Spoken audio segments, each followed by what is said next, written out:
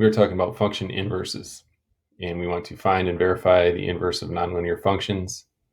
So here we have an example. Find the inverse of f of x equals 5x squared plus 1. Graph the function, and the inverse is the inverse of function. So the first thing is we can go through the steps to calculate the inverse of the function. And so we want to replace f of x with y. So we can write y equals, and then we have 5x squared plus 1. And the next thing is we want to interchange the x and the y. So x goes here, y goes there.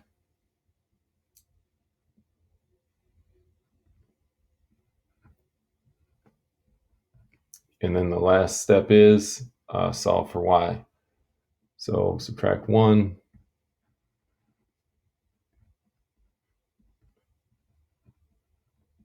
Divide by 5.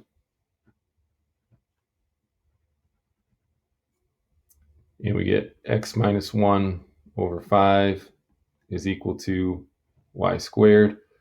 We take the square root, and when we take the square root, we need to say plus or minus. So we need to make sure that we include the plus or minus out front right there.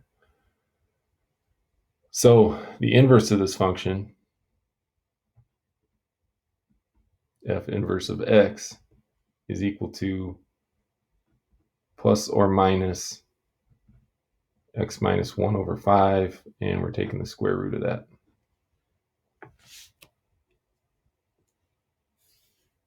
The original function is the parabola, which is f of x equals 5x squared plus 1. So when we go to graph these, we know that we have the parabola. We're going to have to use this to count by 10. So 10 up here, negative 10, 10, and negative 10. So we're going to have the point 1, 0. And if we go over 1, we'll have go up to 6.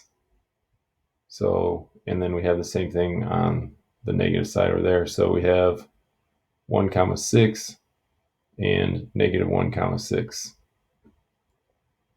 And this is the point 0 comma 1.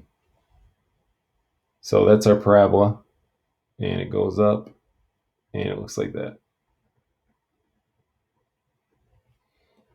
Now, because we have the plus or minus here, we have these same points, but we switched the x and the y. So we're there.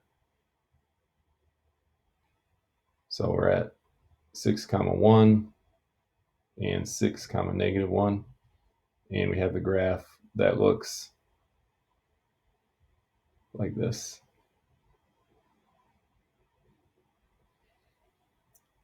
So is the inverse a function? In this case, no, the inverse is not a function.